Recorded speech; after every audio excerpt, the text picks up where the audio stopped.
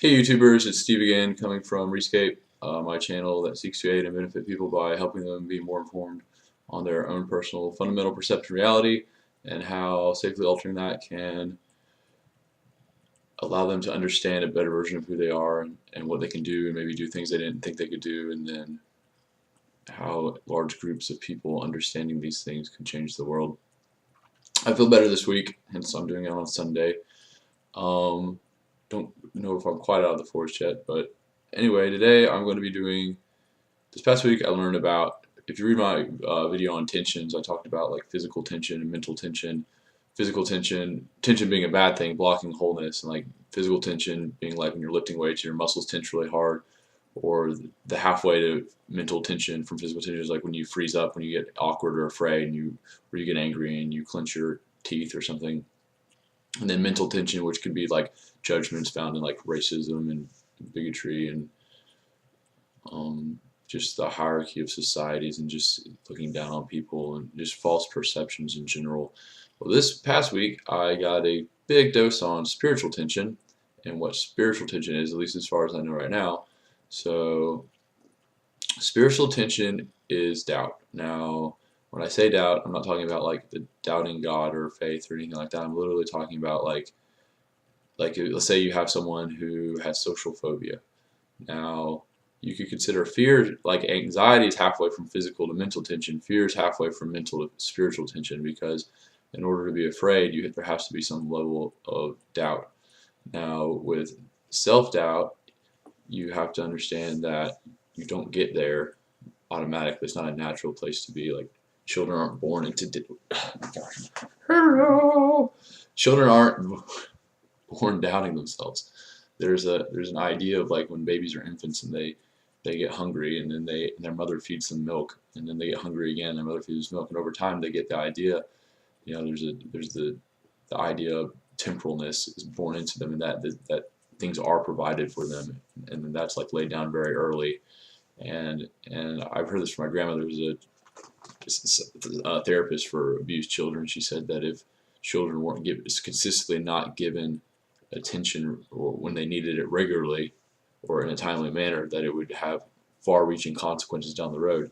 And and you could say like racism, like you teach children to be racist, but there's a much more sinister underlying kind of tension when you have children that aren't loved and don't have that.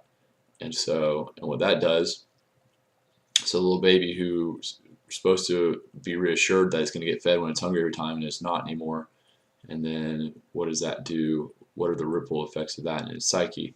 That would be a spiritual tension. So they say you have someone who has social phobia, and then there they have the idea of the self-doubt, like they doubt who they are or if people will like them. And you could say it's a mental tension because they have the perception that people don't like them, but then the spiritual tension is that they don't like themselves. They don't consider themselves worthy. So, which comes from doubt. It has to come from doubt because if they knew the truth, then they would realize that they were a lot more worthy, or a lot more capable of socializing than they thought they were. They don't. The reason they're bad at socializing, a lot of people that don't socialize are bad at socializing because they assume they're bad at socializing. It's like this. It's another thing with spiritual tension. It's a downward cycle. So if you ever get yourself in a pattern such that by believing something bad causes more of that bad thing to happen, that would usually be a spiritual tension. And then to stop the downward cycle, you have to have a foundation. Everybody has a foundation, even people that have spiritual tension. Because if you have no foundation, you have spiritual tension, it's just going to cycle down until you go insane and kill yourself, or something horrible happens to you. You manifest something horrible happening to you.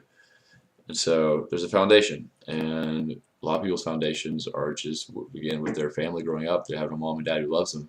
And I think that's sort of built in nature. Like when a child's born, they have at least hopefully two people there that just think that they're the best thing in the universe. And it didn't have to be that way. Like animals, deer mothers will leave their deer children if they can't keep up with the pack. Like that's not how parents have to be.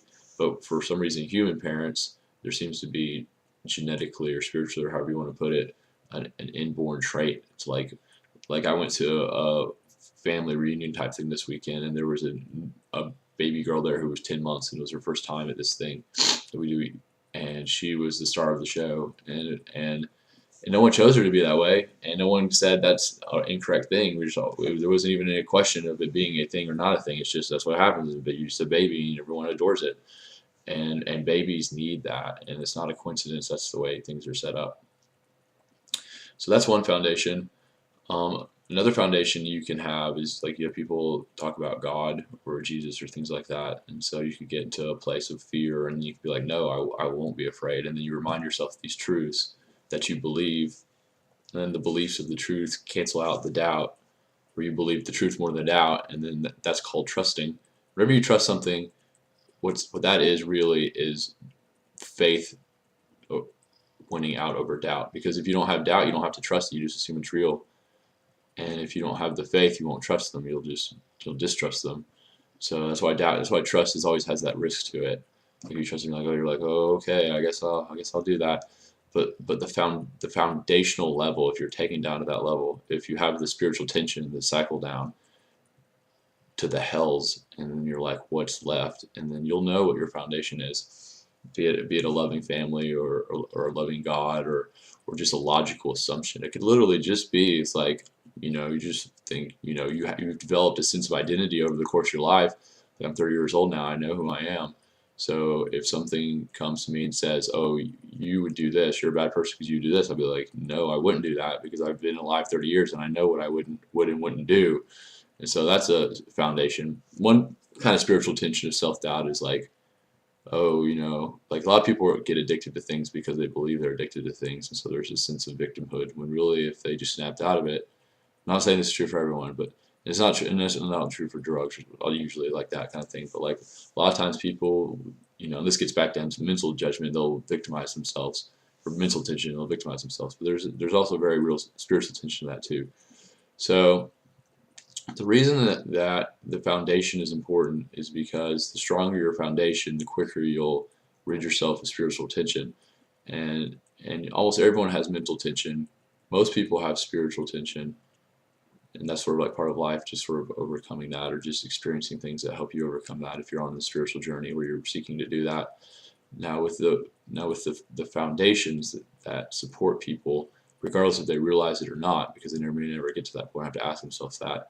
If you decide to start dealing with your spiritual tension, like you will eventually come down to what your foundation is, because that's how you grow spiritually, is that you build on that foundation.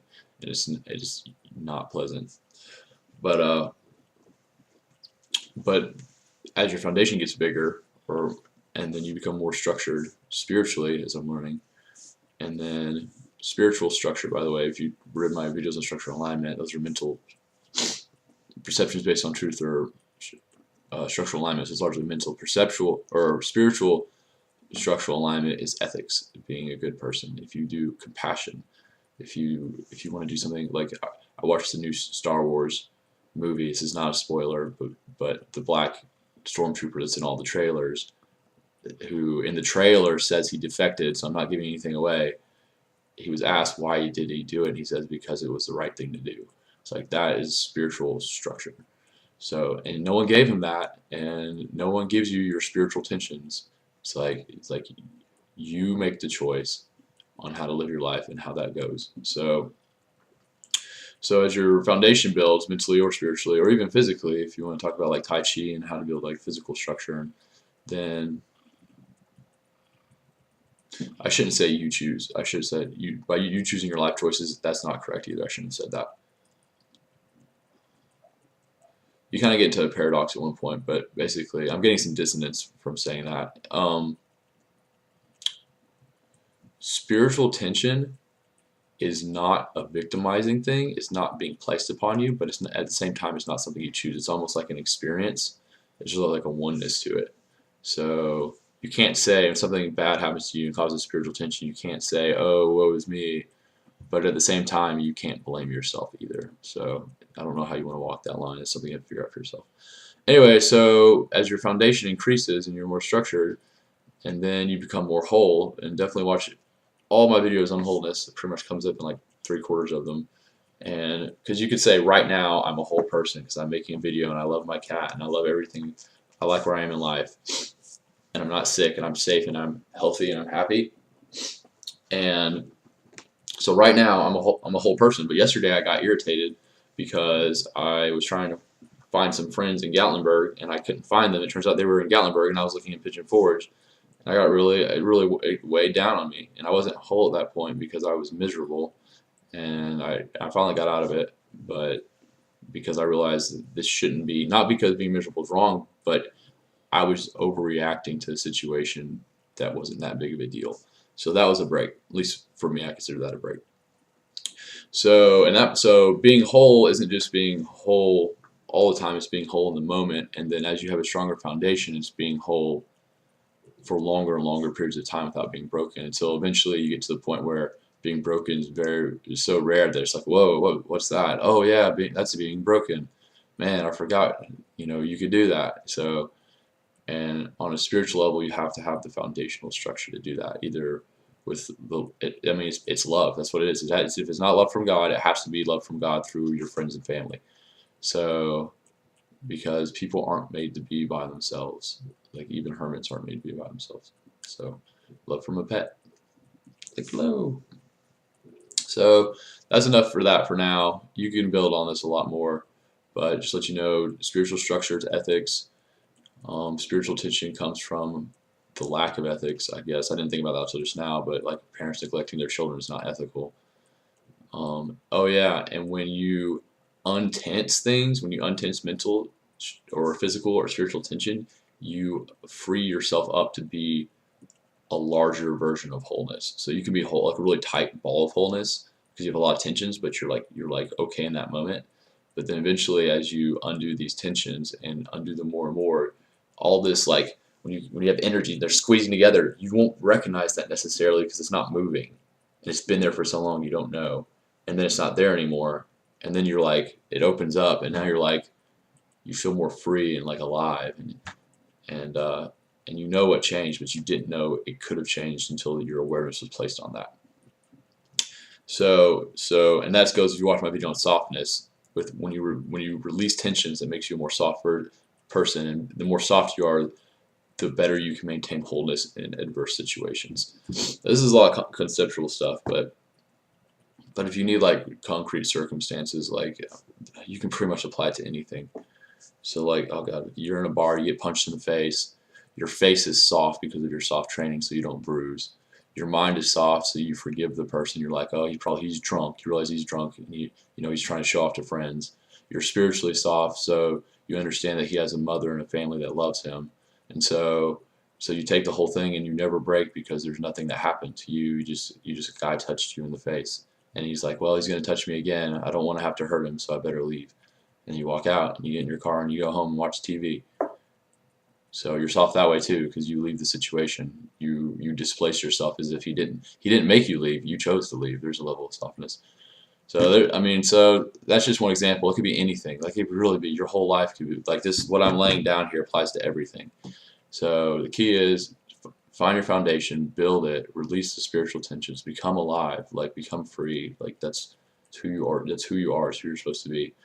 Let go of the mental tensions. Like there's meditations you can do to do that. If you have any questions about that, just message me and I'll give you a great meditation to do that. It sucks, but it's beautiful in the end. And I just have to get permission from my teacher to teach that or to tell you that.